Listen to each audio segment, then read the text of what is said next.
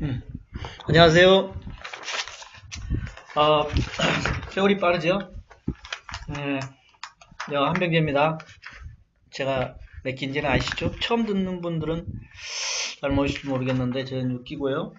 그동안에 강의를 많이 했죠. 그리고 이 자금 흐름과 부실기업 관련해서도 지금 몇 달째 하고 있는데요.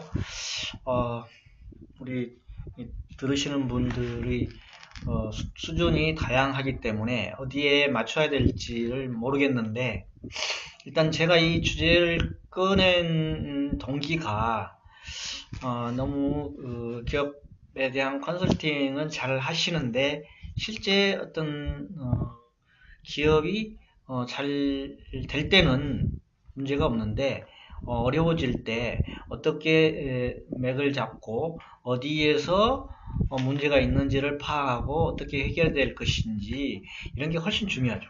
되게 기업들은 뭐 R&D 자금 받기 위해서 하는 거잖아요. 싼 자금 받기 위해서 하는 거고, 금융권에서 자금을 받았거나 모자랐거나 하면 추가적으로 받기 위한 어떤 방편, 또 어떻게 보면 꽁돈 뭐 이런 거를 찾기 위해서 R&D 자금에 하게 되고, 또 돈이 없더라도 뭐 자금이 뭐 구매조건부라든지 이런 걸 하게 되면 돈이 나오니까 거기에 맞춰서 어, 뭐 하는, 그래서 자금을 예, 확보하는 이런 수단으로 많이 하게 되는데요.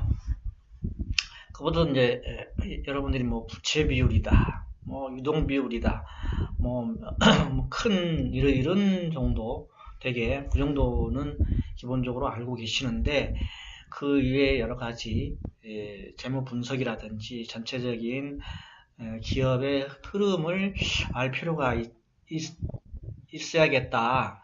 또 그런 차원에서 제가 이 주제를 꺼냈고 또 그렇게 해왔습니다. 자금 흐름 분석, 뭐 아시겠지만 크게 이래 뭐 재무상태표, 포괄손익계산서, 현금흐름표, 자본변동표 뭐 이런 거는 뭐 다 아실 거예요. 제가 뭐 누차 얘기했고, 재무상태표는 어떤 일정 시점의 재무상태를 표시하는 거죠. 되게 이제 회계연도 기준으로 한번 작성하고 마는 중소기업들이 대부분이고, 또 반기보라든지 분기보라든지 좀 규모가 있다든지 어떤 거래처라든지 어디에 PT 작업을 한다든지 투자를 한다든지 이럴 때 일정 시점을 기준으로 정태적인 거죠. 일종의 어느 시점을 기준으로 한 정태적인 기준의 재무보고서라고 보시면 됩니다. 여기에는 뭐 잘 아시겠지만 뭐 부채, 자산, 자본 이런 개념들이 들어가 있죠. 차변에 자산, 대변에 부채, 자본 이렇게 들어가 있는 거죠. 포괄손익계산서는 일종의 옛날에 그 PL입니다. PL. 손익계산서인데요. 이거는 기간 개념이잖아요.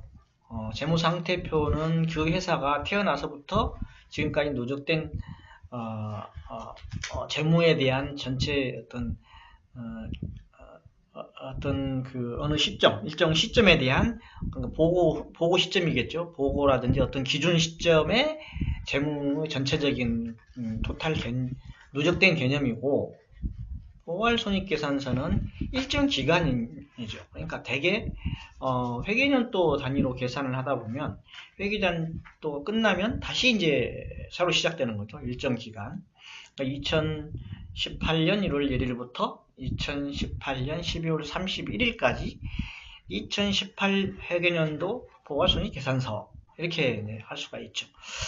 또한 이제 뭐 아까 얘기했듯이 반기보 같은 경우에 이렇게 만들어내고자 할 때는 뭐 올해 같은 경우는 2019년 1월 1일부터 2019년 6월 30일까지 이렇게 해서 기간 개념으로 해서 뭐 할 수 있는데 대개 이런 경우에는 규모가 큰 기업이라든지 어떤 특정 목적이 있어서 뭐 투자 유치라든지 현 시점에서 어떤 손익 현황을 알고자 할 때 뭐 간이로 할 수도 있는 거고 아니면은 FM대로 할 수도 있고 뭐 이렇게 하죠.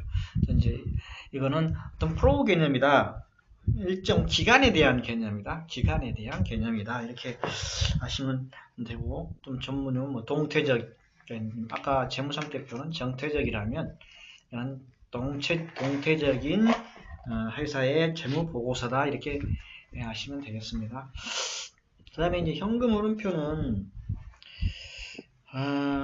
회계연도가 되면 이게 전에는 없었던 뭐 그런 자료인데 회사의 현금 흐름이 어떻게 돼 있는지 일정 기간에 대한 거죠.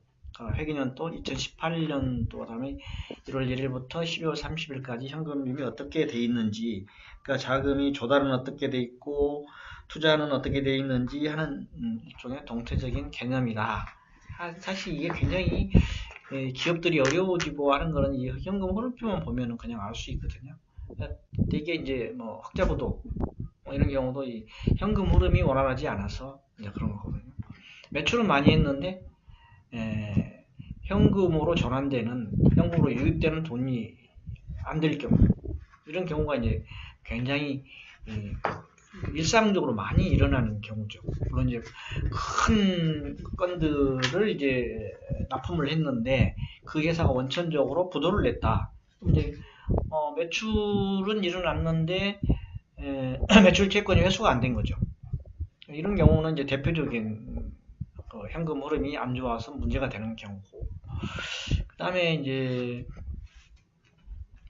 외상 이제 뭐 원자재를 사야 되는데 외상 매입을 해야 되는데 이 회사가 뭐 신용 상태가 뭐 안 좋다 그러면 현금을 안 주면 원자재를 안 주겠다. 그럼 현금을 줘야 되잖아요. 근데 당장 현금이 없어. 근데 그러면 원자재를 못 사. 그럼 공장이 돌아갈 수가 없어. 그럼 기업이 어려워져. 그럼 문을 닫게 돼. 이런 게 현금 흐름이 안 좋은 거거든요. 그러니까 현금 흐름이 원활하게 되기 위해서는 회사의 신용도도 좋아야 되겠고 또 매출 채권이 원활하게 회수가 돼야 돼요. 그러니까 매출 채권 회수 기간 개념이 있어요. 뒤에도 나오겠지만 그 기간이 짧을수록 좋은 거죠. 짧을수록 좋다는 얘기는 납품을 하고 어떤 경우는 과거에는 뭐 120일짜리 어음을 막 끊어주고 막 이런 경우도 있었잖아요. 근데 이제 대기업들이 지금은 뭐 90일, 60일짜리 이렇게 끊어주기도 하고 일정 금액은 현금으로 주기도 하고 이제 이렇게는 하는데 그런 것들이 현금으로 바로 주는 게 제일 좋은 거고 납품하자마자 주는 게 제일 좋은 거고, 그렇지 않으면 요즘에는 뭐 전자음으로 많이 끊어주잖아요. 전자음으로 뭐 30일짜리, 60일짜리 이렇게 끊어주는데 뭐 60일짜리보다는 30일짜리로 끊어주는 게 더 좋겠죠. 빨리 현금화되고 현금 흐름이 좋아지니까. 그래야 그걸 가지고 또 원자재를 사거나 직원들 급여를 주거나 일반 관리비에 뭐 쓰거나 뭐 이렇게 하는 거기 때문에요. 그 다음에 이제 현금 흐름이 원활하지 않을 경우에는 차입행위를 하는 거죠. 이제 뭐 차입행위라고 하면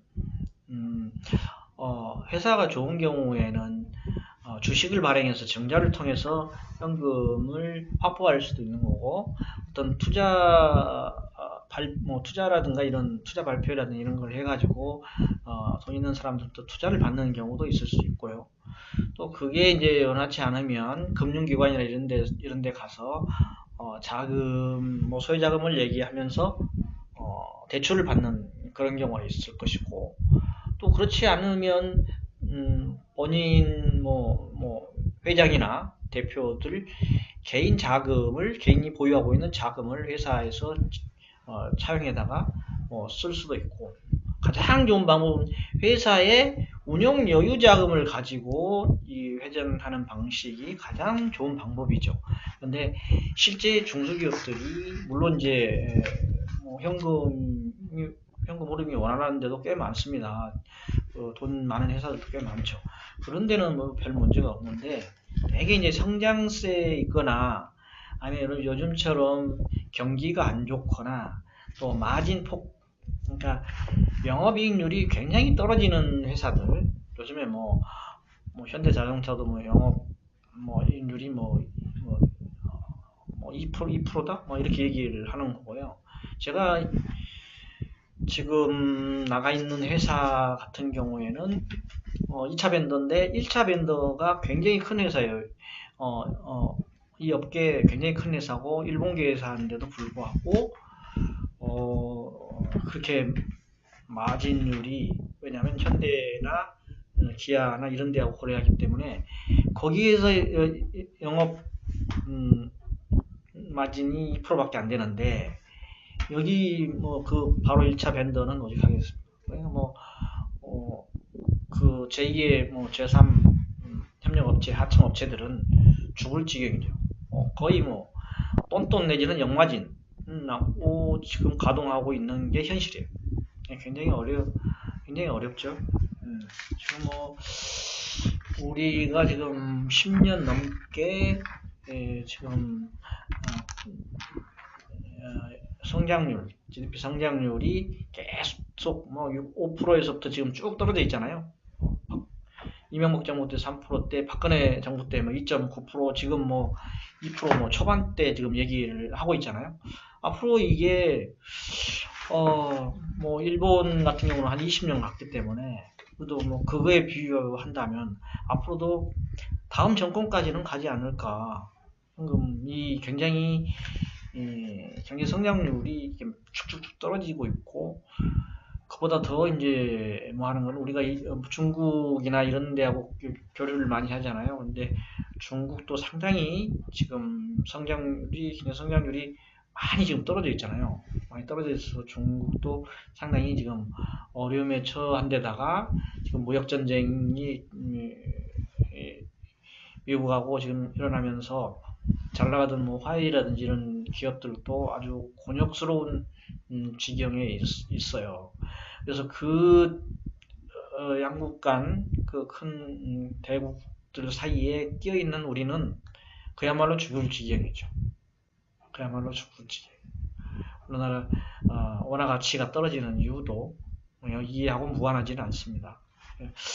근데 이 현금 흐름이라는 게 굉장히 중요하다. 그다음에 자본 변동 표현은 좀 자본에 대한 작년이다 그러면 1월 1일부터 10월 말까지 자본에 대한 변동 내역을 나타내는 표입니다. 그거에 대한 이제 그 중요성, 여기다가 다 앞에서 얘기를 했기 때문에 넘어가겠습니다. 또 어떻게 또 오는 거야? 이게 커서가 또 도망갔네. 커서가 도망갔어. 됐다. 죄송합니다. 방금 얘기했던 그런 내용들을 지금 다시 요약해낸 내용인데, 아까 현금 흐름표는 일정 기간 현금 흐름에 관한 내용이라고 했고, 또 동태적인 이걸로 할게요.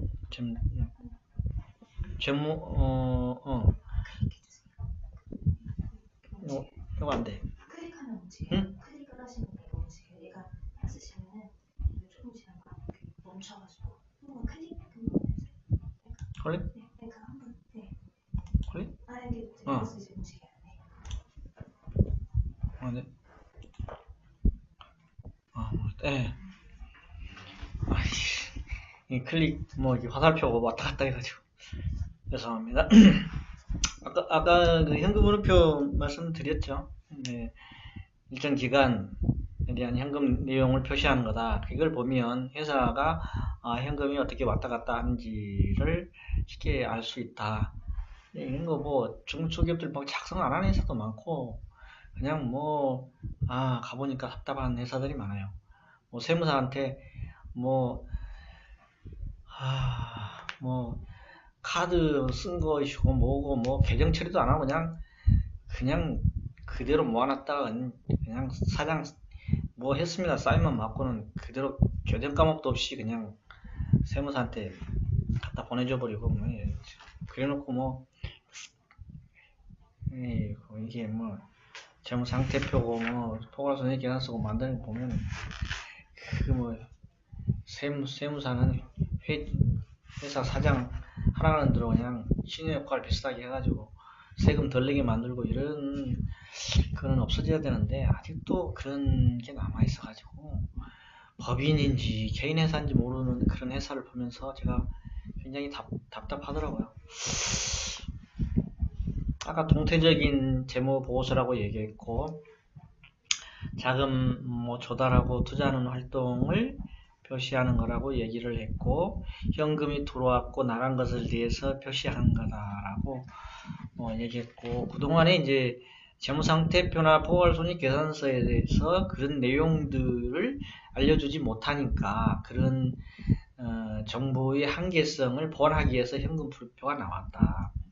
근데 이제 현금 흐름이라는 게 뭐냐? 매출에서 비용 빼고 자금 지출 없는 비용. 자금 지출 없는 비용이 뭐였습니까? 한번 생각해보세요. 가장 쉽게 생각하는 게 이제 감가상각비. 감가상각하는 건데 기계 같은 거 사잖아요. 그런 기계 이제 감가상각하는 거고 건물도 감가상각하는 거고 이제 토지는 대상이 아니잖아요. 이런 것들 주로 이제 기계 설비, 공장 이런 것들이 이제 대상이 된다고 보시면 됩니다. 그 다음에 구조조정과 기업 부실의 원인. 이게 과거에는 법정관리 이렇게 얘기했잖아요. 법정관리 이렇게 얘기를 했는데 요즘에는 채무자 회생 및 파산에 관한 법률이 재작년에 생기면서 다 통합됐어요. 통합법에 통합도산법이라고 얘기도 하고 기업 회생 이렇게 얘기합니다. 지금은 법정관리 이런 표현 안 하고 기업 회생 이렇게 얘기를 많이 하거든요. 이제 요거가 이제 좀 뒤에 좀 나올 텐데 뒤에 나오면 또 얘기하기를 하고 기업 부실의 원인 왜 기업이 이렇게 어려워지는 건가? 아까 뭐 앞쪽에서 좀 언급을 했는데 기업이 부실하는 원인은 가장 큰 게 기업 이 흐름에 대처하지 못하는 거고 미래를 제대로 읽지 못하는 게 가장 크거든요. 미래를 제대로 읽어내지 못하는. 지금도 제가 있는 이 회사는 아직도 어떻게 보면 뭐라고 얘기해야 되나요? 오다로 일을 받고 있거든요. 그냥 오다로 일을 받고 있다니까 일종의 원자재도 사다 주죠. 그러니까 그거에 대해서 일 처리한 그 수고비만 받는 거예요. 근데 매출은 다 잡히고 있거든요.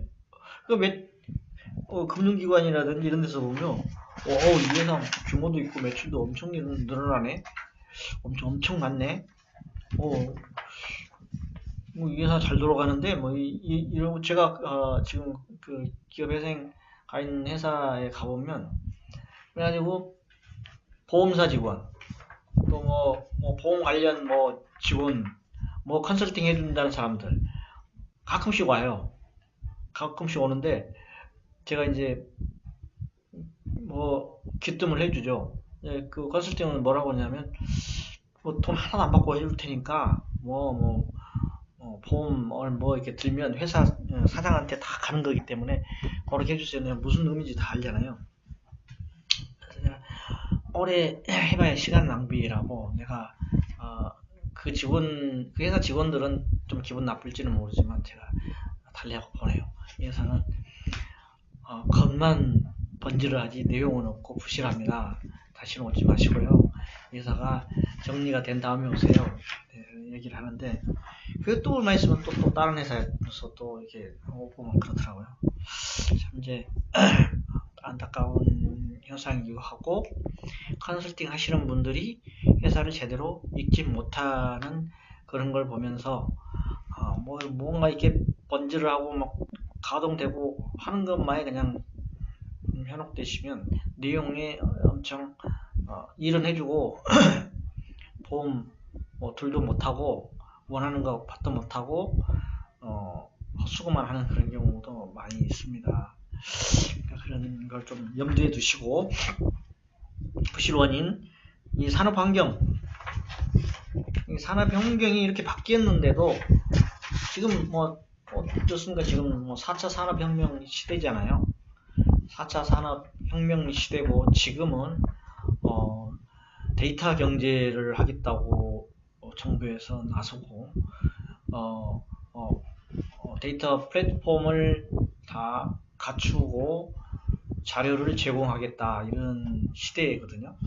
여기는 뭐냐면 어떤 아이디어 데이터를 다 줄 테니까 그걸 가지고 어떤 아이디어를 내서 그거를 어떤 상품화를 한다든지 어떤 기술을 개발한다든지 뭐 이렇게 하라는 거예요. 지금 이런 시대가 왔는데 아직도 오다 받아가지고 그냥 찍어내는 것만 해가지고 뭐 마진 뭐 한 대 찍어내는데 뭐 50원 받네 70원 받네 이거 해가지고는요 수지가 맞지가 않아요. 왜냐하면 회사 사장은 무슨 생각을 하냐면 이거 최저임금 외국인들 데려놨더니 최저임금 뭐 주려고 보니까 뭐 남는 게 없다 이러는데, 지금 우리가 한국 사람들을 써가지고 마진이 없던 게 지금 10년이 넘었을 거예요. 그래서 외국인들 데려다 했는데 외국인들도 뭐 4대 보험 다 들고 뭐 지금 그 외국인 그 퇴직금까지 지금 적립을 의무적으로 하게 돼 있거든요. 외국인들을 채용을 하면 의무적으로 하게 돼 있어요. 그런 마당에 지금 최저임금이 지금 180만 원 정도 되잖아요. 걔들을 급여주고 새끼 먹여주고 재워주고 다 한단 말이에요. 그런데다가 뭐 이게 임가공비만 이렇게 받아가지고 회사가 멍이 들죠. 그러니까 기계 감가상각도 안 하고 공장 감가상각도 안 하고 그냥 사장은 그냥 직원들 월급 주고 돈 빼먹는 거예요. 그러니까 회사는 그냥 계속 멍들고 있는 거예요.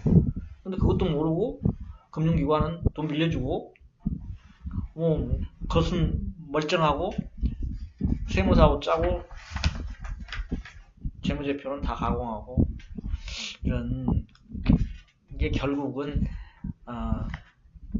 기업이 망하고 금융기관도 잘못되고 거기에 돈을 빌려준 또 이제 뭐 사채업자라든지 아니면 원자재를 대준 회사들이라든지 뭐 부품 대준 회사들이라든지 그런 데가 돈을 못 받게 되는 문제가 생기는 거죠.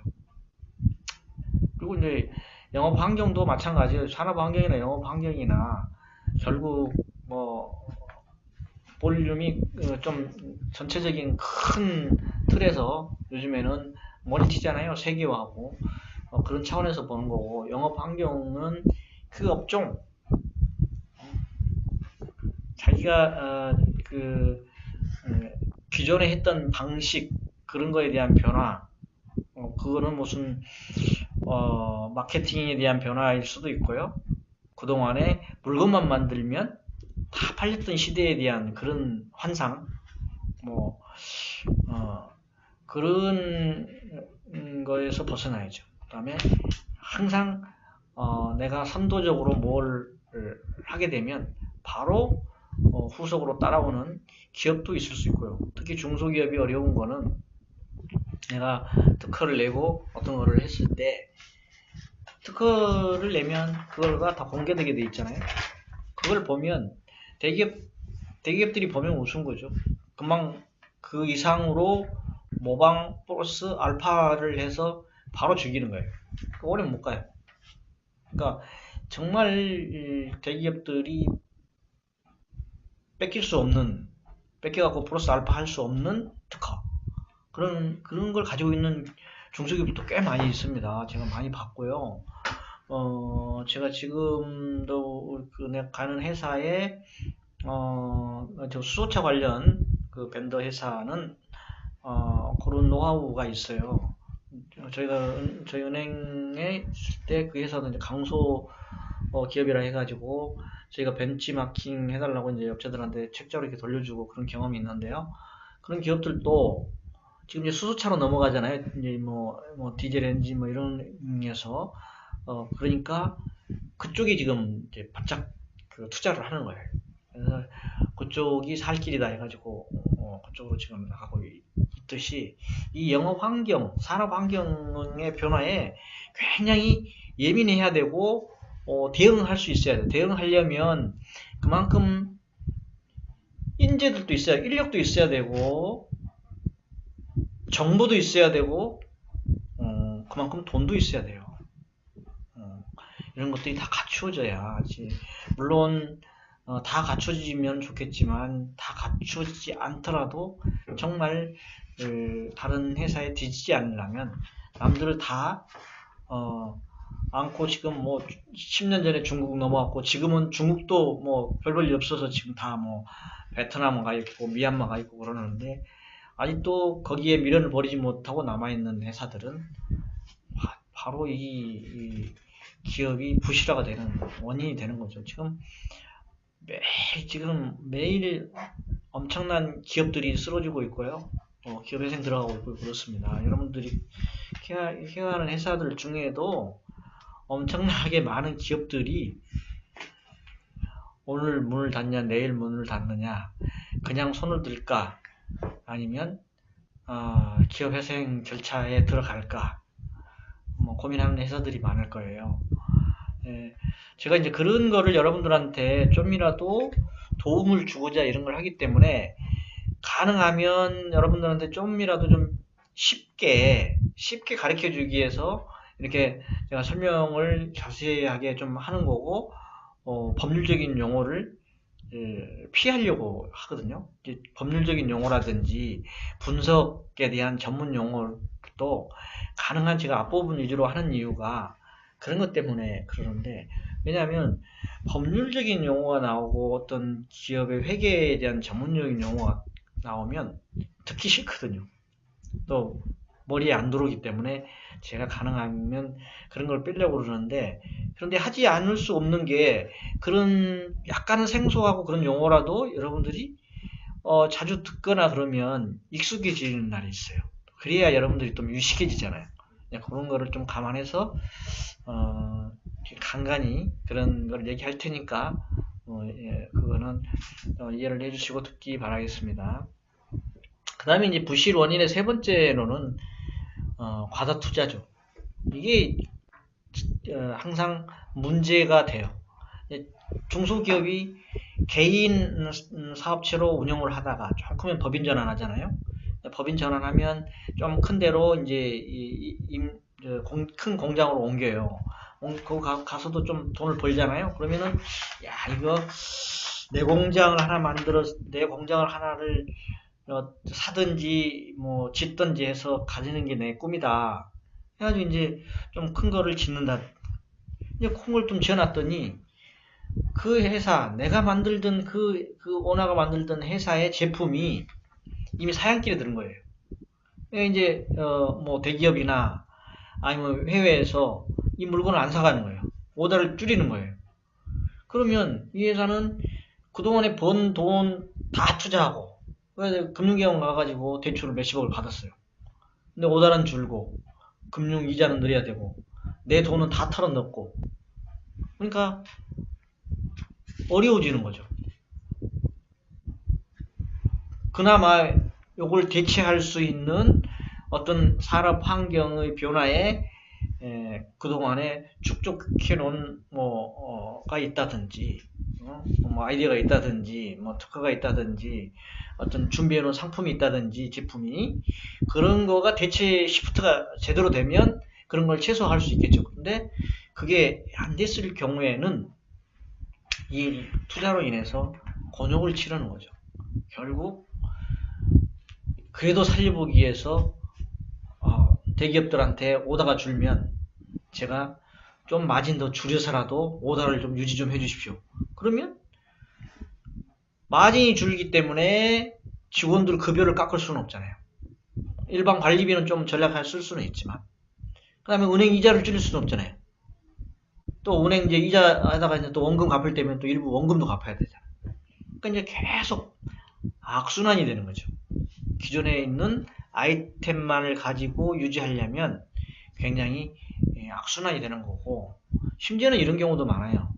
대기업에서 번드던 공장, 시설을 갖추면 내가 오더를 줄게. 다 지었어요. 한 2년에 걸쳐서, 때로는 1년에 걸쳐서 공장을 번성히 짓고 그 양반들이 요구하는 요건에 다 맞췄어요. 시설, 기계시설도 다 갖다 들여놓고. 그러니까 큰 돈을 들인 거죠. 은행 빚도 냈고 해가지고. 근데 대기업들은 이거를 만드는 조건으로 계약서를 써주질 않아요. 절대 사전 계약 이런 건 없어요. 요건 됐을 때 그때 이 회사 말고 다른 회사한테도 똑같은 요구를 한 거예요. A라는 회사, B라는 회사, C라는 회사한테 다 똑같은 조건의 요구를 한 거예요. 다 만들어 놓은, 나한테만 그렇게 얘기한 줄 알고 나는 요건을 갖췄다. 그러니까 이제 그 세 회사 경쟁 붙여가지고 제일 유리한 데다가 또 대기업들은 오더를 주는 거예요. 그럼 나머지 두 회사는 쓰러지는 거죠. 그러면 이 회사들은 살기 위해서 저 오더 좀만 주십시오. 저기보다 제가 더 마진이 적어도 더 해내겠습니다. 이런 식으로 하다 보면 계속 회사는 근근히 살아가지만 빚은 누적되고 시설이라든지 이런 거 감가상각 하나도 안 하고 그러다 보니까 기업들이 멍들고 있는 거예요. 멍들고 있다라는 거를 인지하고 있는 사장이면 다행이에요. 근데 모르고 그냥 썩어 들어가는 기업들이 상당히 많다는 점. 그 다음에 알면서 나중에 될 때는 되라. 기업은 망해도 나는 부자가 된다 해가지고 뒷돈 다 빼돌리는 사람도 있어요. 진짜 제가 그런 걸 보면서 그게 근무하면서 같이 오너하고 생사 고락을 같이 한 몇십 년 이렇게 같이 했던 직원들이 정말 불쌍하더라고요. 자기들은 지금까지 복노릇만 했다 이런 얘기를 하더라고요.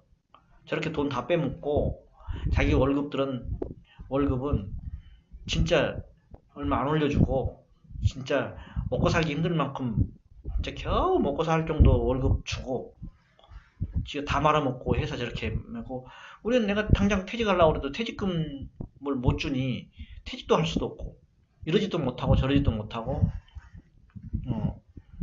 있는 그 중소기업 현장에 생사 고락을 같이 하고 있는 직원들을 보면서 이거는 아닌데 진짜 오너가 눈이 똑바르고 미래 상견 지명도 있어야 되고 진짜 직원들을 배려하는 마음 나만 배부르면 되겠지 하는 그런 마음을 버리는 그런 기업의 오너들이 많아져야 되는데 하는 아쉬움을 저는 항상 갖고 있습니다.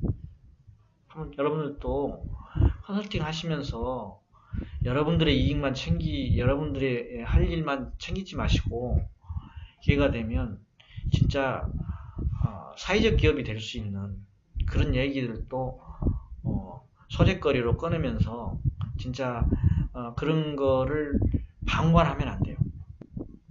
그래서 이런 사례를 드세요. 이런 기업들이 결국은 사장은 뒷돈 챙기고 잘 살지 모르지만 회사 망치고 기업 망치고 거기는 직원들까지 다 원망소리를 듣는다. 그런 늙어 죽을 때까지 그런 걸 원망소리를 듣기 때문에 진짜 사회적 기업이라는 인식을 갖고 내가 같이 근무했던 직원들은 내가 회사를 접을 때까지만이라도 정말 이익을 공유하는 그런 생각을 가지고 일을 하겠다. 그리고 회사를 접게 되면 다 까발리고 내가 지금 이렇게 해왔다. 그리고 그 중간중간에 직원들 회의라든지 뭔가 할 때 책임자만이라도 공유를 해야 돼요. 지금 현재 상황이 총 매출이 얼마 일어났고 여기에 일반 관리비가 얼마 들어가고 또 원자재 값이 얼마 들어가서 마진이 얼마인데 지금 매출 수입 회수가 안 되는 게 채권 회수가 안 되는 게 얼마고 뭐 이런 것들을 그래서 지금 현재 우리가 마진율이 얼마고 이익이 어느 정도 나 있다 이런 것들을 최소한 한 달에 한 번 정도는 공개를 해주고 공유를 해야 돼요. 그래야 우리가 이 부분을 줄여야 되겠다. 우리가 이 부분에 대해서는 힘을 합치자. 뭐 이런 게 나와야 되고 또 미래를 예견할 수가 있죠. 지난달보다 이게 좀 더 안 좋고 또 안 좋다 그러면 내가 이 회사에서 내가 젊은 나이에 이 회사에 있는 거는 비전이 없으니 다른 데도 한번 알아봐야 되겠다 해서 뭐 다른 데도 알아보고 어떤 갈 길 이렇게 찾을 수 있도록 그런 식으로 해야 되는데 그렇지 않고 꼼수만 쓰는 기업들이 의외로 많다는데 제가 놀랐습니다.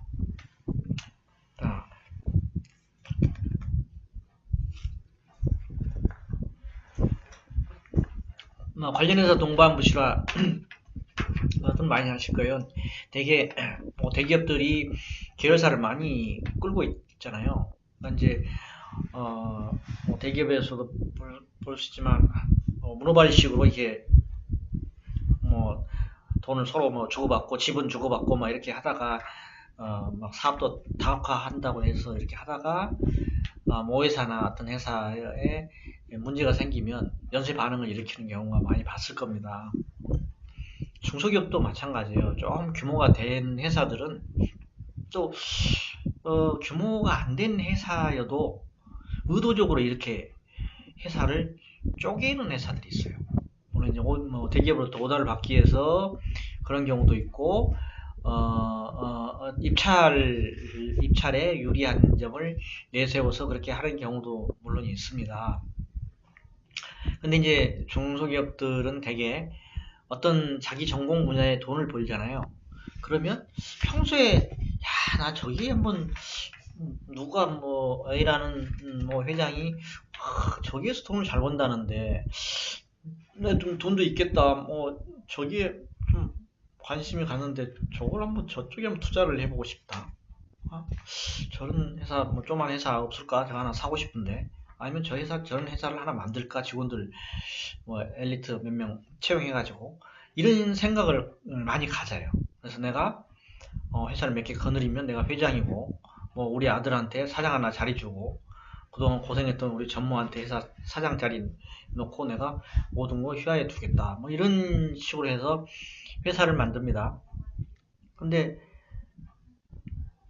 이것도 그 오너가 미래에 대한 비전, 그 산업에 대해서 많이 알지 않으면 그 하기엔 상당히 어려워요. 그 분야의 전문가를 사전에 어떤 태스크포스를 만든다든지 미팅을 한다든지 여러 가지 점검을 한 이후에 그런 거에 관여해야 되는데 돈이 있겠다. 또 그런 걸 또 유혹하는 회사도 있어요. 지난번에 간 회사는 그런 유혹에 빠진 거예요. 그러니까 그 회계사 회계사가 돈이 있다라는 걸 담당 회계사가 돈이 있다라는 걸 알기 때문에 그 담당 회계사가 자기가 맡은 다른 회사에 회사를 소개를 시킨 거예요. 그 회계사가 그 회사의 향후의 문제를 모를 리가 없죠. 몰랐다 그러면 회계사로서의 자격이 없는 거예요. 그래서 이 회사를 소개시켜 준 거예요. 그러면 그 회계사는 그 부실이 예상되는 회사에 얼마나 고마웠겠습니까? 자기는 이거 접어야 되는데 회사를 또 팔아줬으니 얼마나 고마웠겠어요. 뭐 뒷거래도 있을 수도 있었고. 그래서 그거를 이제 모르는 담당 회계사가 이 회사를 인수하면 괜찮겠다고 얘기했으니 담당 회계사를 안 믿고 인수할 수 있겠어요? 인수를 한 거예요. 근데 이미 이 회사는, 이 업종은 사양길에 접어든 지가 꽤 된 거예요.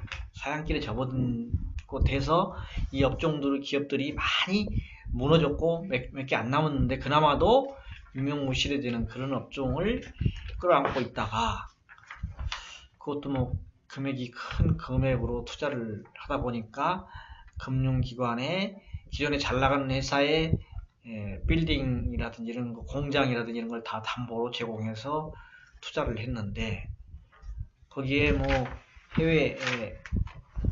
해외의 공장까지 있는 반에 다 이제 어려워진 거죠. 그러다 보니까 잘 나가던 회사마저 담보 다 잡히고 뭐 보증 서줬고 회사 보증까지 서줬으니 회사가 나만 나겠습니까? 결국은 그 회사는 기업회생도 안 되고 파산 선고를 했고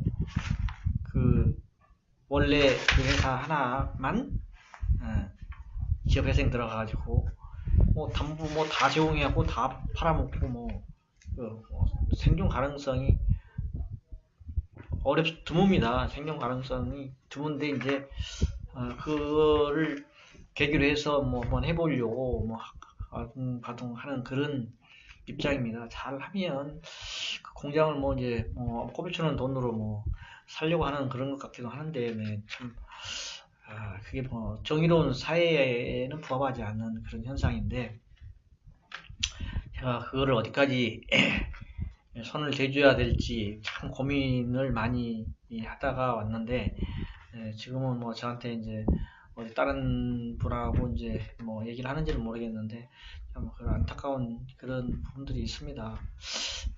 어느 편에 서서 얘기를 해줘야 될지 참 그런 부분들이 있어요. 그 다음에 마지막으로 우발채무 현실화입니다. 이거는 예상치 않은 뭐 물론 예상은 해야 되겠죠. 만에 하나 이런 거 예상을 해야 되는데 대개 중소기업들이 여기까지 신경을 쓰면 자금이 형성이 안 되죠.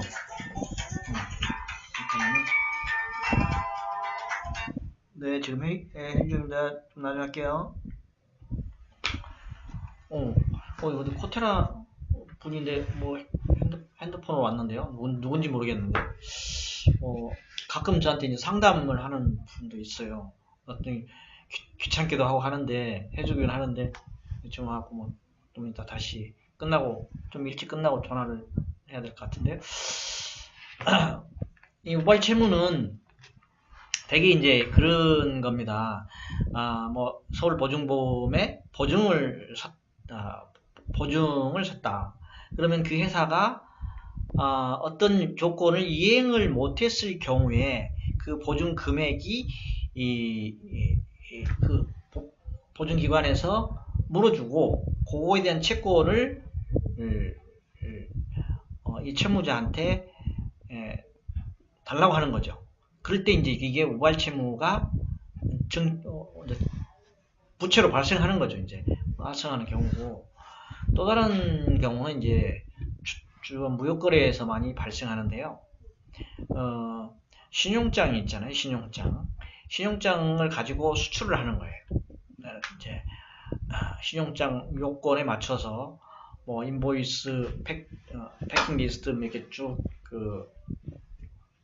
선화증권 이런 거 쭉 챙겨가지고 물건은 해외에 싣고 뭐 선적을 하고 비행기로나 뭐 배로 선적을 하고 그 관련 서류 신용장에 맞는 서류를 챙겨서 은행에 가가지고 거래은행에 가지고 내고를 한다고 그러죠. 내고 매입 의뢰를 하는 거죠. 요거는 신용장이기 때문에 크레딧이니까 이 요건에 맞췄으니까 요거를 매입을 해서 돈을 받는 거죠. 그 신용장에서 돈을 받는데 그리고 제품은 해외로 이제 실어 보냈으니까 거기서는 이제 이 신용장대로 물건이 들어왔는지 이제 서류를 받고 그 다음에 물건을 찾고 그 물건이 제대로 우리가 요구한 대로 왔는지 해가지고 인수를 해요. 인수를 하는데 예를 들어서 신용장의 하자 내용하고 다르게 서류가 왔거나 아니면 물건이 왔을 때에는 거기서 이제 리젝트를 할 수가 있어요. 거절을 해버려요. 그러면 인수 거절을 해버리거나 물건이 다시 돌아와 버리게 되면 돈은 은행에 가서 받았잖아요. 미리 이제 내고를 했기 때문에 받았는데 거기서 리젝트 하면 그 회사에서 돈을 안 주잖아요. 돈 지불을 안 하기 때문에 매입을 한 은행에서는 이 회사에 우리가 이 신용장을 믿고 해줬는데 리젝트 됐으니 돈을 다시 달라 이렇게 하거든요. 그러면은 회사는 나는 신용장 그대로 해서 물건까지 다 보내놓고 나 정당하게 돈을 받았는데 리젝트 됐으니 돈을 물어내라, 다시 토해내라 하는 게 이제 다시 이제 부채로 이제 발생하는 거죠. 생각지도 안 하는 것들이 현실화 된 거예요. 이제 부채로 발생한 거죠. 예를 들어서 5억을 매입을 했다. 주로 이제 US 달러 방식으로 많이 하죠. 해당 유럽도 있고 일본 같은 데는 엔화도 있고 있는데 대개 이제 US 달러로 이제 많이 하거든요. 그러면 그 달러에 해당하는 것만큼 다시 토해내야 돼요. 그럼 이제 나는 이거는 물건을 만드는데 원자재도 들어가고 통관비도 내고 직원들 급여도 주고 했는데 이미 써버렸는데 그걸 토해내야 되니 이제 빚으로 떠안는 거죠. 그러면 다시 돌아온 물건을 또 가지고 거기다 또 팔아먹든지 어쩌든지 해야 되는 거고 이제 협상의 기회는 있어요. 그쪽에서 요구 사항이 있을 거예요. 이미 그 양반들은 이미 어디에다가 이 물건을 팔기 위해서 오다를 받고 신용장을 발행을 해줬는데 이미 그쪽에서 이제 우리 이 물건 필요 없다 라든지 사양길에 있는 제품이어서 우리는 안 쓰겠다든지 우리가 단가를 더 다운되지 않으면 우린 못 사겠다든지 이런 걸로 인해서 하자를 잡는 거예요. 문제가 있는지 여부를 꼬투리를 잡아가지고 그걸로 이제 리젝트해서 하는 경우도 있고 아니면 이게 그 당시는 이 가격으로 책정해도 괜찮다라고 생각을 했는데 지금 와서 이걸 팔라고 보니 단가가 우리 마진에 남지도 않는다. 그냥 헛수고만 하는 것 같다. 해가지고 협상의 여지를 남기기 위해서 하는 경우도 많아요. 좀 단가를 좀 후려치면 내가 낮은 가격으로 다시 오케이 하는 그런 경우도 있거든요. 그런 경우도 있는데 이제 그런 거는 이제 국가마다 조금 그 국가의 성향이 있더라고요. 일본 같은 데는 아주 굉장히 그런 거에 대해서는 깨끗합니다. 깨끗한데 홍콩이라든지 어디 데는 좀 그 장사꾼들이 있는 그런 곳은 상당히 좀 지저분하죠. 자, 기업회생 관련 넘어왔습니다.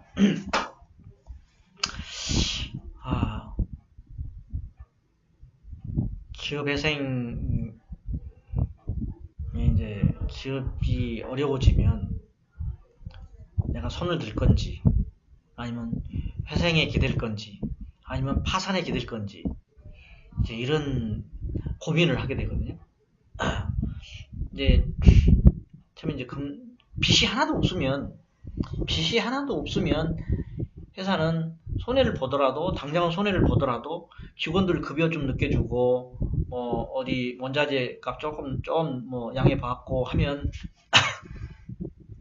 돌아가는 데는 문제가 없어요. 근데 문제는 뭐냐 하면 은행에 부채가 있거나 또 이제 특히 이제 보증서를 발급받아가지고 보증서 기일이 됐거나 그 이제 세금을 체납을 했거나 이런 경우에는 빠져나갈 수가 없어요. 왜냐하면 세금을 체납하면 국세청에서 압류가 들어온단 말이에요. 압류 넣죠. 그러면 그게 정보가 떠요. 그러면 금융기관, 보증기관 이런 데서 그 정보를 가지고 이걸 갚지 않으면 대출이 다시 일으키는 거 연장을 해주거나 갱신하거나 이것도 안 된다. 보증기관도 마찬가지로 신보나 기보나 보증재단에서 안 된다. 그러면 그것부터 갚아야 되거든요. 그 돈이 없으면 이제 아무것도 못해. 근데 이제 그 돈을 갚았는데 이제 연장을 하거나 하려고 그러면 이제 신용도가 일단 떨어지잖아요. 일단은 이런 경력들이 이렇게 쌓이면 회사의 신용도가 떨어져요. 안 좋은 경력들이 쌓이면. 그러니까 세금을 뭐 잘 안 냈다든지, 아니면 연체 기간이 뭐 며칠 이상 계속 되는 게 뭐 지속된다든지, 이러면 신용도가 자꾸 떨어져요. 그럴 거 아니에요. 신뢰를 가지고 거래를 하고 있는데 자꾸 신용도가 떨어지는 행위를 하면 상대방은 거기에 프레스를 걸게 돼 있죠. 내가 너한테 돈을 빌려줬으니 너는 갚아라.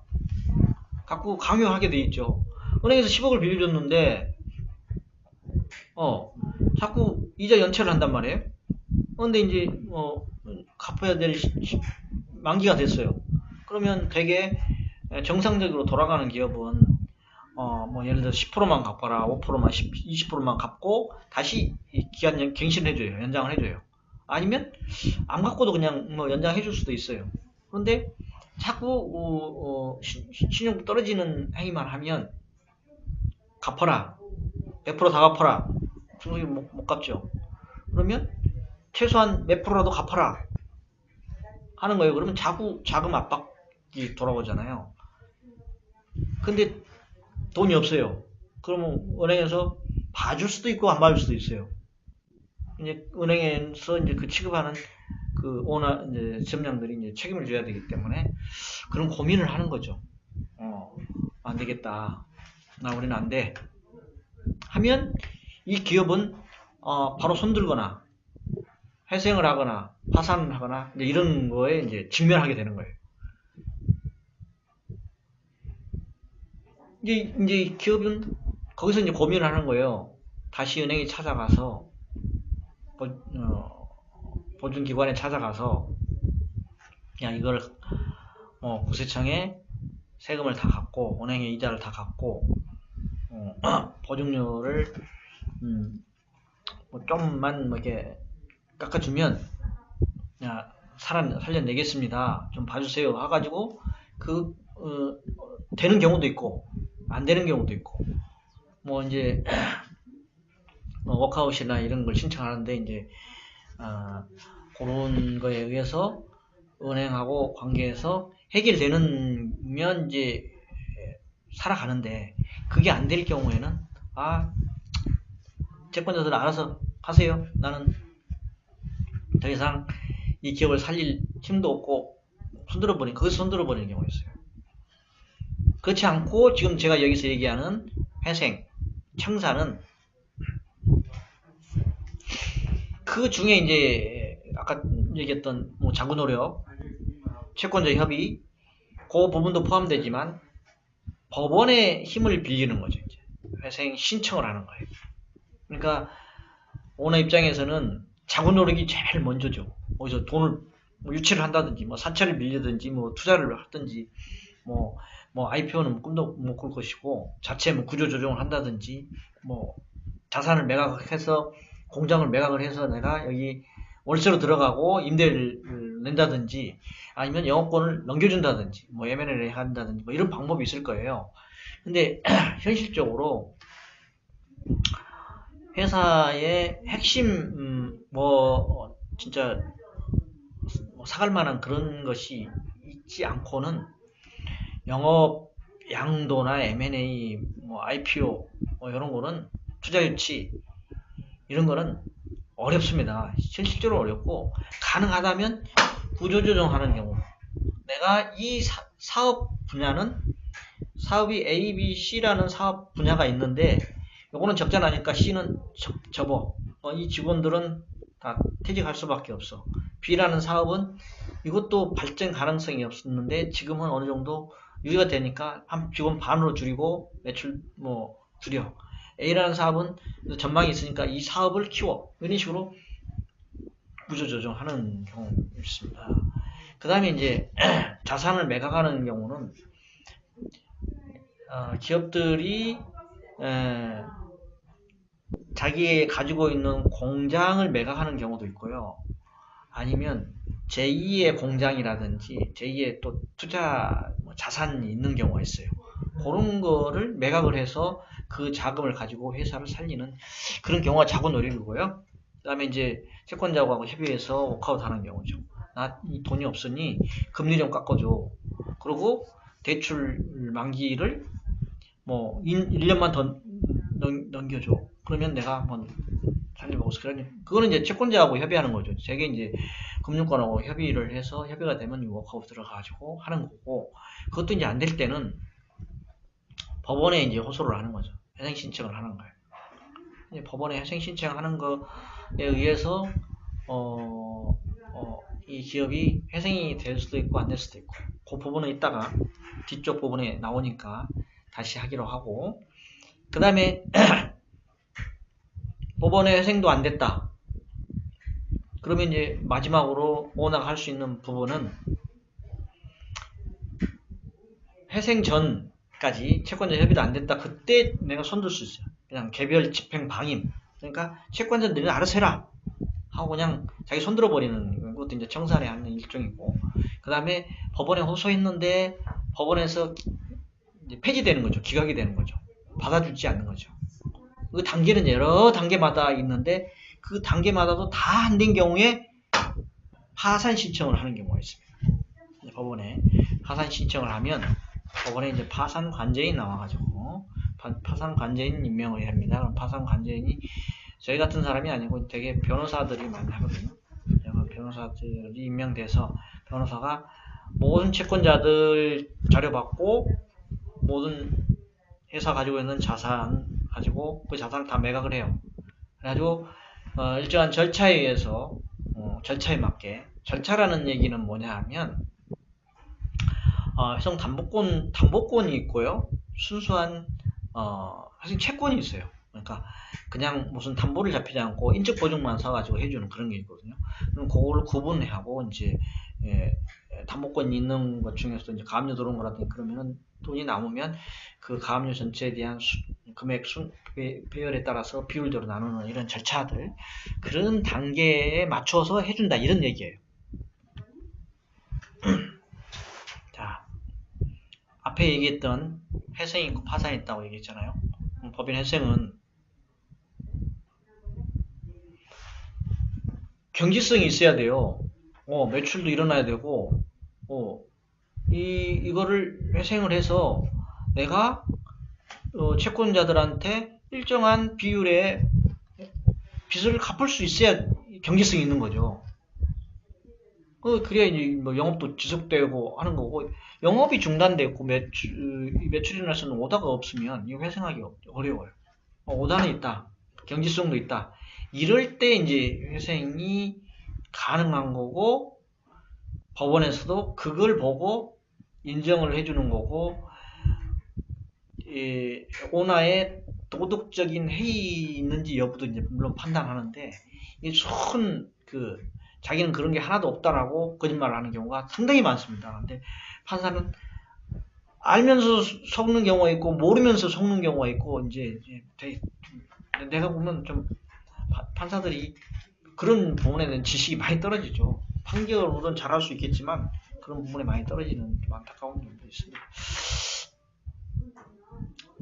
이제 이런 회생인 경우는 재무 구조가 악화되어 있는 경우에 회생을 하는 거예요.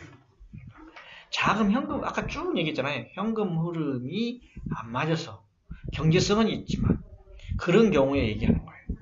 그러니까 결국에 이 회사가 비용보다 수입이 많아져야만 가능한 거거든요.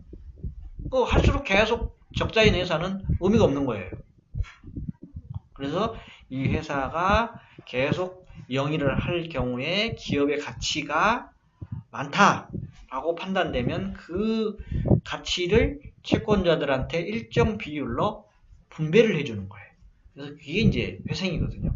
뒤에 이제 좀 더 자세한 얘기는 뒤쪽에서 또 얘기를 하겠습니다.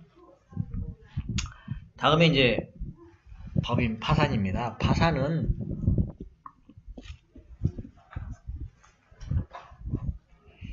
법인이 이제 법원에 회생 신청을 했는데 경제성이 없다고 판단을 한 거예요. 경제성이 없다라고 판단은 판사가 초창기 신문하는 과정이라든지 회생 신청 들어오는 과정에서 판단할 수도 있고, 아니면 진행 과정에서 판단할 수도 있습니다. 이제 조사위원, 회계법인으로 의해서 조사위원들이 회사의 자산과 부채 상태를 판단합니다. 이제 나와서 실사도 하고 전체적인 향후 10년이 어떻게 갈 것인가 하는 계획도 짜고 이렇게 해서 이게 수익 구조가 어떻게 되는 건지, 수입이 많아지는데 비용이 많다 하면, 비용이 많다는 얘기는 하면 할수록 손해가 된다는 얘기예요. 더 해봐야 채권자들한테 분배할 금액이 자꾸 줄어드는 거예요. 그래서 이런 회사는 영업을 중단할 수밖에 없고 영업이 지속될 수가 없어요. 그런 경우에는 파산 절차에 의해서 그 청산한 가치, 그러니까 회사에 보유하고 있는 자산을 매각, 처분한 거를 채권자들한테 분배하는 게 법인 파산이다, 이렇게 하시면 되겠습니다. 자, 이제 회생 절차 얘기가 나옵니다. 이게 이제 회생 관련 법의 1조에 나와 있는 내용을 아주 축약한 내용입니다. 재정적 파탄에 직면한, 재정적인 파탄, 아까 얘기한 바로 앞에 있는 요 얘기입니다. 요 얘기. 재무 구조가 악화돼서 경제성은 있으나 영업은 지속하고 있고 수입이 비용보다 더 많은 경우, 이런 거에 직면한 채무자에게 현금 흐름이 이제 안 좋다는 얘기죠. 이해관계는 법률 관계를 조정해서 회생을 도모한다. 여기서 이해관계인이라고 하면 채무자, 회사의 오너, 회사에게 이해관계인이라면 누구겠습니까? 채권자들이겠죠. 채권자들은 누구겠습니까? 제일 쉽게 떠오르는 게 은행, 그 다음에 보증기관, 진보기보, 보증재단, 그 다음에 서울보증보험 이런 데고, 그 다음에 주주, 그 다음에 사채업자, 이런 그 다음에 상거래 채권자. 상거래 채권자가 굉장히 크죠. 물건을 외상으로 대줬는데 못 받는다. 부품을 대줬는데 못 받는다. 이 물건을 A라는 회사까지 실어 알려주시오 하고 계약을 했어요. 운송비를 못 받았어. 그것도 채권자예요. 직원들 밥을 먹는 걸 어느 식당에다 대놓고 먹어요. 근데 한 달에 한 달씩 이제 후불로 계산을 해요. 근데 그것도 안 갚았다. 그것도 이제 채권자예요.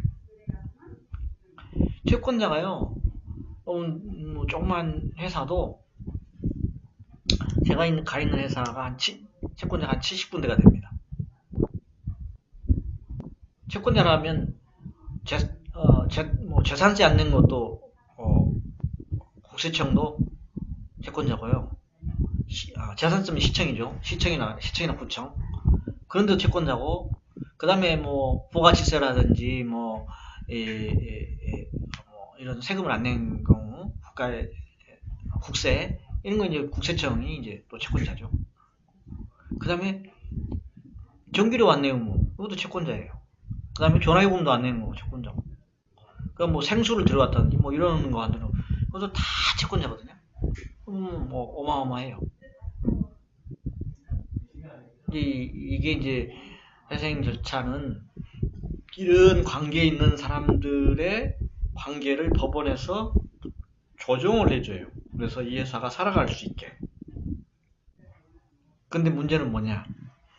국가하고 연관되는 채권 채무는 조정 대상이 아니에요. 쉽게 얘기하면 세금은 조정 대상이 아니에요. 거기에 가산세만 엄청 붙어요. 그러니까 국가의 세금은 조정 대상이 아니에요. 몇 억씩 그냥 막 있는 거예요. 거기 막 가산세가 엄청 붙어요.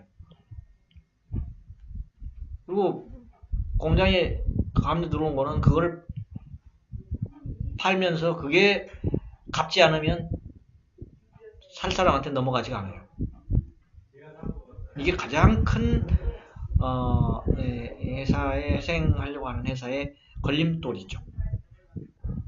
회생 절차를 하려면 그래서 경제성이 있는지 없는지를 판단해야 된다. 그 얘기는 계속 기업 가치가 청산 가치보다 높아야 된다. 지금 수도파고 이거를 팔아서 나온 돈 청산을 했어요. 이걸 다 팔았어요. 10억이 나왔어. 그런데 조사위원들이 판단해 보니까 이거는 벌면 10억 이상 그 이상 나온다 하고 치면 계속 기업 가치가 더 높은 거죠. 그러면 이 회사는 계속 진행되는 거예요. 회생 절차가 진행되는 거예요. 절차가.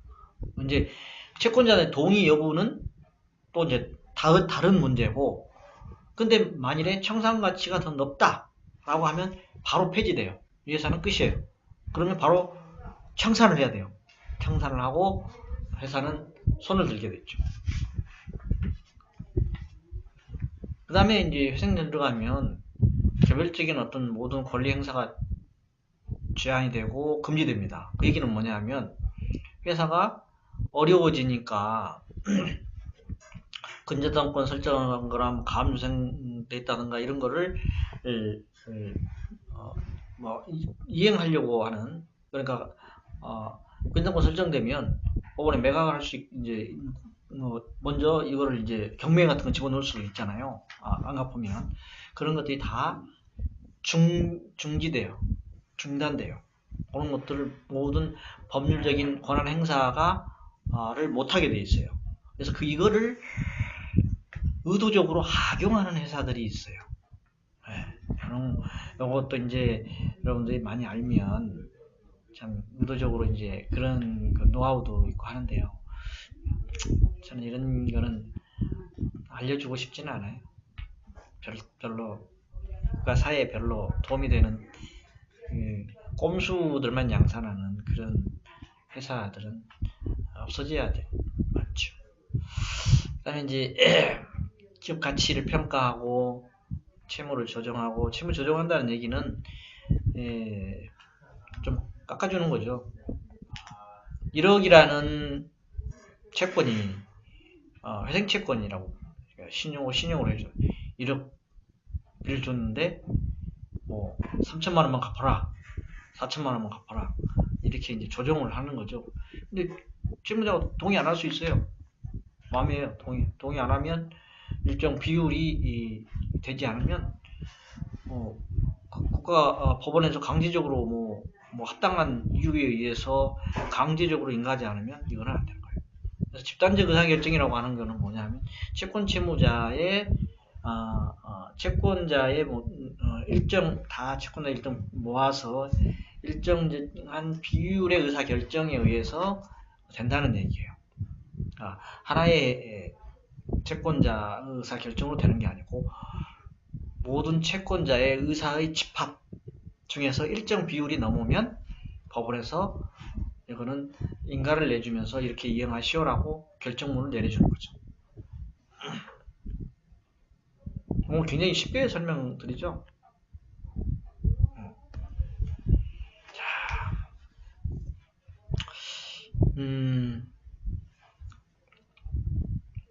이것인데 여러분들이 이 정도까지만 알고 이 뒤쪽에는 굉장히 어려운 용어들이 쓰여 있어서 이 부분만 알아도 상당히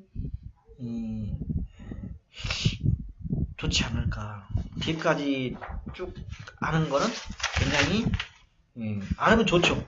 좋은데 좀 뭐 많이 아시는 분들은 제가 얘기 안 해도 저보다 더 잘 알 수도 있고 좀 모를 수도 있고 하는데 여기까지만 알아도 물론 아시는 분도 꽤 있을 거예요. 기업이 보면 연차적으로 수익성이 감소 추세다라는 걸 보면은 그럼 제일 먼저 아는 게 이제 쉽게 아는 게 이제 매출액 대비해서 수익률이 떨어지는 거죠.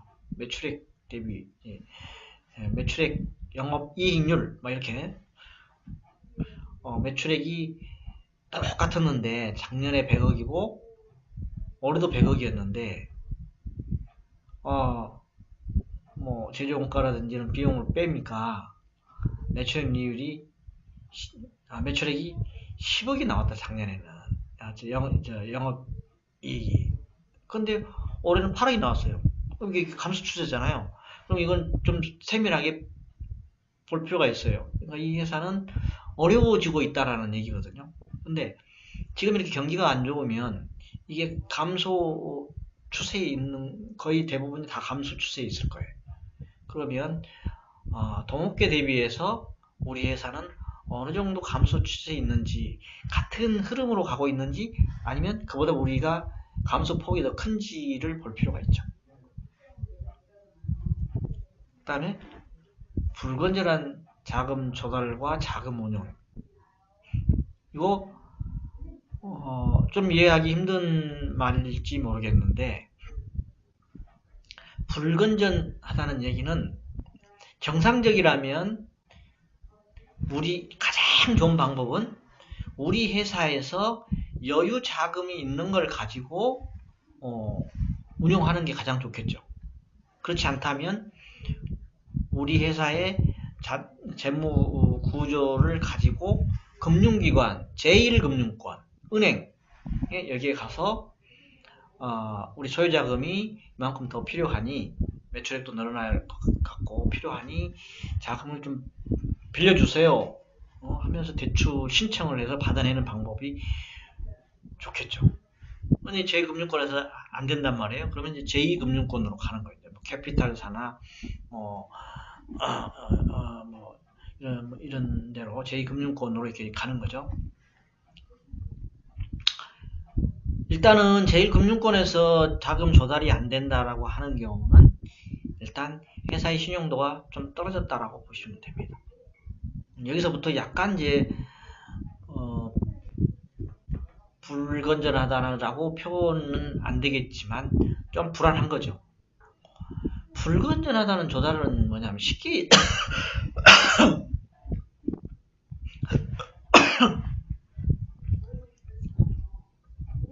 내가 뒤에 나올지 모르겠는데, 내가 번 수익으로 여기서 조달하는 이자를 감당할 수 있는지 여부를 판단하는 거예요. 그 비율보다 높다. 그럼 이거는 불건전한 자금 조달이라고 보면 돼요. 또 이제 쉬운 거는 이제 사채 안 되니까 사채에 빌려오는 거죠. 기업들이 되게 부실하기 직전에는 사채로 빌려옵니다. 자기 친인척들한테 빌리고, 좀 더 어려워지기 전에 자기 거래처한테 빌리고, 또 자기 뭐 친구라든지 아니면 그동안에 가까이 지냈던 분이라든지 이런 분들한테 손을 벌리게 되죠. 아니면 사채 전문 그런 걸 운영하는 분들한테 이제 빌려요. 그때 이제 자기 개인 집을 뭐 후순위로 설정을 하고 뭐 부인 담보 물건 막 거기다가 설정하고 이렇게 해가지고 이제 빌려주는 경우가 있거든요. 이런 자금이 유입되고 그걸로 운용한다고 하는 경우는 거의 기업들이 어려워진 경우예요. 이렇게 하고 살아나는 기업들은 극히 드물어요. 굉장히 드물어요. 그 다음에 불완전한 자본 구성이라고 하는 경우는 자기 자본 비율이 자꾸 줄어들어요. 자기 자본 비율은 자본금이잖아요. 자본금이라든지 아니면 이제 주식이 뭐 상장한다든지 그러면 주가가 이렇게 올라간다든지 이러면은 그게 이제 자본으로 인정되는 그런 기업들은 상당히 이제 안정된 기업이면서 드물고요. 재무제표를 보면 자산 계정이 있고 자본과 부채 계정이 있거든요. 그러면 자산은 늘어났다. 부채도 되게 이제 공장을 사기 위해서 부채 그러니까 늘어나거든요. 그럼 자산이 그만큼 늘어나죠. 부채 늘어나죠. 그러면 자본은 상대적으로 줄어드는 거죠. 또 이제 안 좋은 경우는 자본 잠식되면은 이제 자기 자본이 또 줄어드는요. 이런 경우는 굉장히 비정상적인 자본 구성이다 라고 이렇게 보시면 되겠고요. 부채 비율이 이제 점진적으로 늘어나면 자본 비율은 그만큼 줄어들게 되어 있습니다. 그 다음에 이제 총 자본 회전율이 계속적으로 둔화된다. 얘기는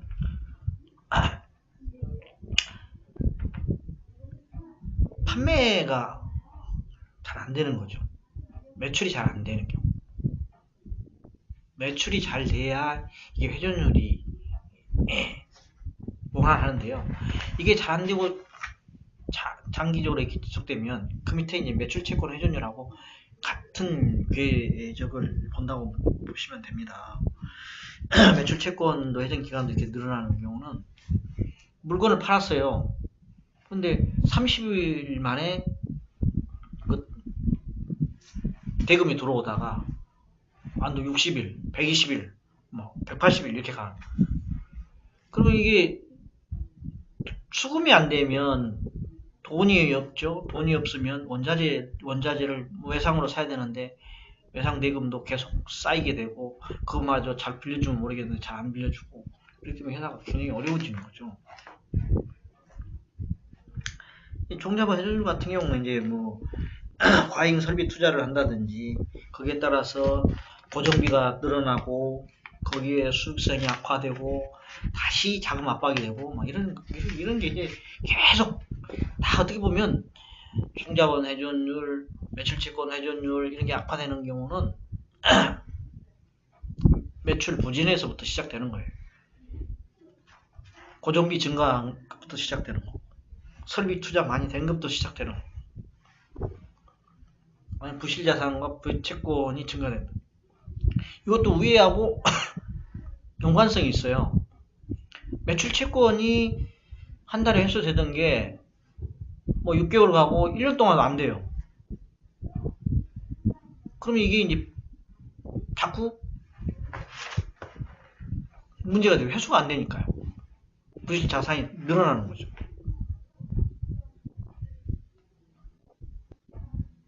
그 다음에 받아내야 할 돈들을 못 받아낸다든지 이런 것들이 자꾸 생기면 결국은 기업이 어려워지는 거죠. 부의 채권이라는 부의 부채인데 부의 채권이라 부의 부채로 바꾸세요. 부채.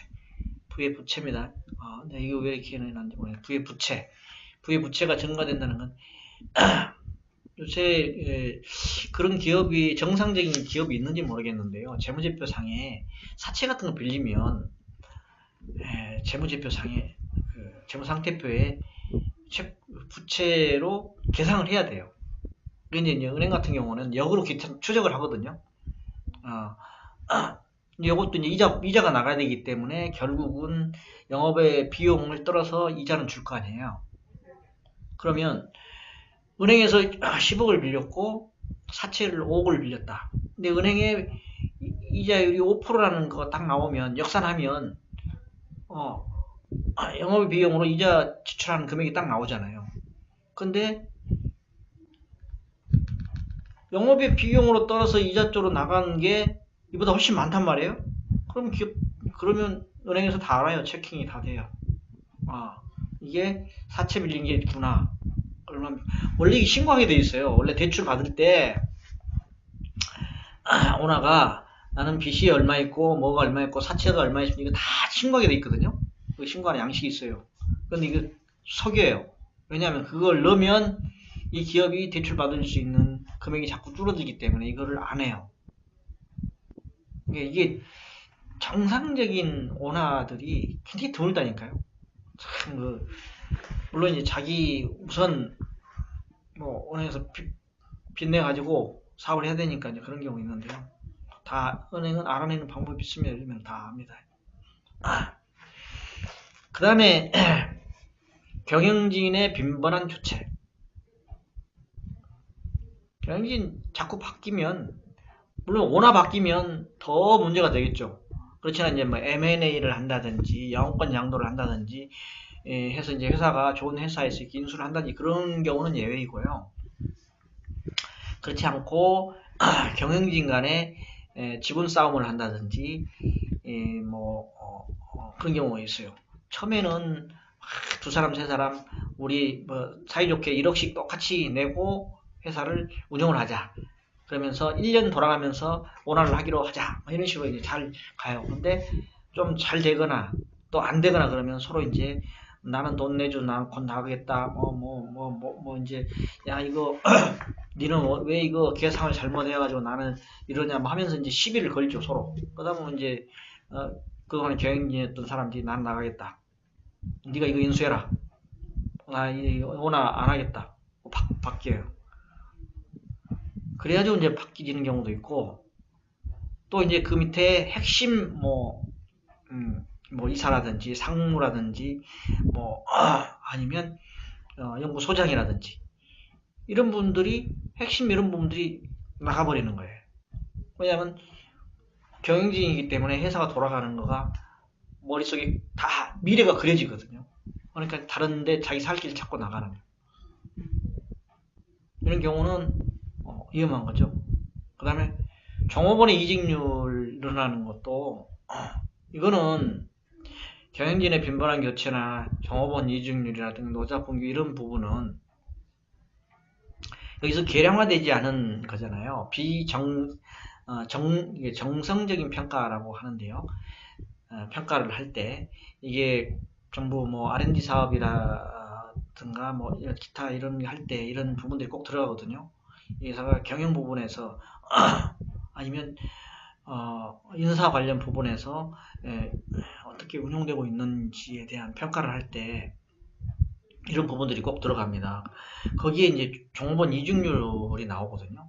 그럼 저희가 이제 발표를 할 때 종업원 이직률이 얼마에서 얼마 됩니다 하는 거를 의무적으로 기재하게 돼 있어 그걸 발표하게 돼 있는데 그걸 서류상으로 보고 이게 맞는지를 나중에 실사를 가서 장부를 봐요. 누가 퇴직 언제 했고 누가 이직 언제 했고 얼마 채용했고 이런 것들 보면 자주 교체되고 이렇게 이직률이 있는 경우는 몇 가지 이유가 있습니다. 작업 환경이 안 좋거나 아니면 급여 수준이 떨어지거나 아니면 상사의 행포가 심하거나 그 다음에 종업원의 복지가 형편없거나 여러가지 이제 이런 이유들이 있거든요. 그거 좋게 안 보면 이직률이 높다라고 하는 거는 좋게 안 봐요. 이직률이 거의 없는 경우는 오너가 잘해줘. 그걸로 복지 혜택이 좋아. 나가라 해도 안 나가요. 그 회사의 충성도가 높아요. 회사 잘 쓸 수밖에 없어. 그 다음에 노사분규. 이 노사분규, 대기업들이 크게 현대, 중고 이런데 노사분규 하면, 이거는 워낙 대기업들이기 때문에, 합의되고 하면 좀 끝나지만, 중소기업은 노사분규 일어나면 그대로 문 닫습니다. 아니, 대기업들이, 해외에서 물건 제때 못 맞히면요. 뒤에 옵션들이 다 있어요. 이거 납품 기한 어디까지 못 맞추면 페널티가 있거든요. 그거 물을 수 있나요? 노사분규 일어났다면 회사는 거의 끝이에요. 물론 이 회사가 대기업보다 갑인 경우가 있어요. 갑인 경우는 살아날 수가 있죠. 그렇지만 그렇지 않은 경우에는 이거 살아날 수가 없어요. 그 다음에 제가 요 부분 아까 처음 듣는 분을 위해서 이 부분을 하고 다시 반에 마치도록 하겠습니다. 아까 기업회생 진행 절차도 다른 건 몰라도 이 부분만 아셔도 여러분들은 큰 소득이에요. 처음 듣는 분들은 요거를 염두에 두시면 됩니다. 법원에 이제 아까 얘기했죠. 기업회생 신청을 하면 심사를 합니다. 심사를 하는 동안에 보존 처분이라든지 중립명령이 다 내려지죠. 여기서 이제 판사 신문을 합니다. 신문을 해서 기존 낸 서류가 정상적이고 거실이 없다고 판단되고 타당성이 있다고 판단되면 개시 결정을 내립니다. 이때 문제가 없다고 할 때 개시 결정이 내리고 이게 문제가 있다면 기각 결정이 내리면 바로 폐지됩니다. 그러면 이제 기업은 손을 드는 겁니다. 그 다음에 개시 결정이 내면 관리인 선임하는데 지금은 대부분 관리인이 기업 오너가 관리인을 겸하고 있습니다. 따라서 거기에 제가 CRO라는 직함으로 제가 구조조 임원으로 법원 판사의 명의에 의해서 면접을 보고 여기 내에서 이 회사에 근무를 하게 됩니다. 그 다음에 이제 절차가 회생채권 목록 제출을 합니다. 채무자가 하는 거죠. 그 다음에 채권 신고를 받고 조사위원이 조사위원 선임은 개시결정 내릴 때 그것도 판사가 선임을 합니다. 그래서 이제 이러한 조사 기간까지를 쭉 하는 기간 보통 한 2개월 정도 이렇게 걸립니다. 그 다음에 이제 제1차 관계인 집회가 하는데 대부분 일정 금액 이하는 관계인 집회 생략을 하고 관리인이 약식으로 관계인들한테 조사 결과라든지 이런 것을 보고를 하게 서류상으로 보내주고 그걸로 가름을 합니다.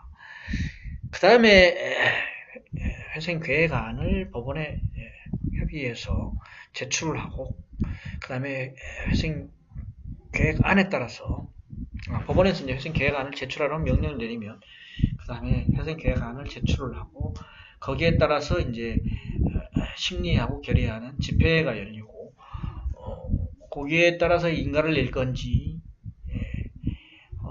불인가를 낼 건지에 따라서 이제 인가가 나면 계획안대로 이행을 하면 되는 거고 그 기간에 따라서 10년 동안 갚으면 종결이 되는 건데요.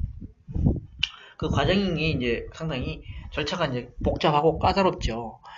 회생 계획안을 낸 다음에 집회하기 전에 채권자들을 찾아다니면서 설명을 하고 동의를 받는 절차가 있습니다. 이 동의를 제대로 못 받으면 회생담보권자조, 회생채권자조, 주주조 이렇게 나눠가지고 75% 이상, 66% 이상 이런 식으로 동의 절차를 못 받으면 인가가 나질 않습니다. 법원에서 기각이 되는 거 있고 예외적으로 인정되는 경우가 있는데 이런 경우는 상당히 극히 드문 경우이고요.